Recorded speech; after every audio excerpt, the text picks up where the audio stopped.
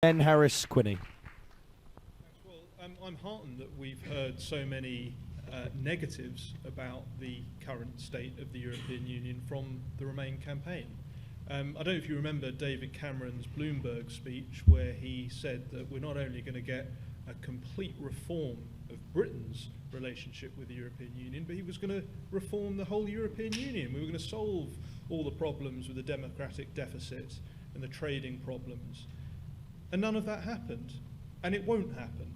Because as I said before, the European Union is on rails. It is heading for a federal superstate. So all of those negatives that you have heard, I am certain will remain in place. And Roger says there's going to be an avalanche of new legislation coming through. Well, he's better placed to say that than I am.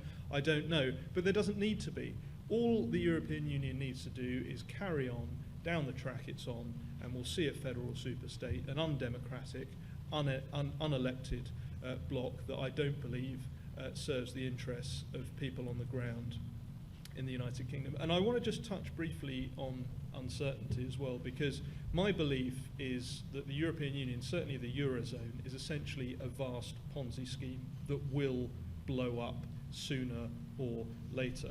Spain has just had its debt to GDP ratio exceed 100%.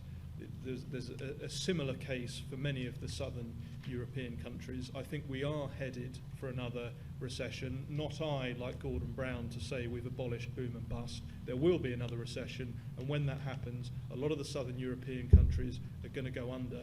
And it's difficult for me because I actually have family in Spain and I have lots of friends and loved ones throughout Europe, but I don't think it is the responsibility of British citizens to engage in charity towards the continent. I think we need to recognise the position that we are in, take account of our own situation and give ourselves control over our own future. And that's more important for you than it is for anyone on this panel. So the Twitter poll may be important, but just make sure you vote on the 23rd of June. Maybe.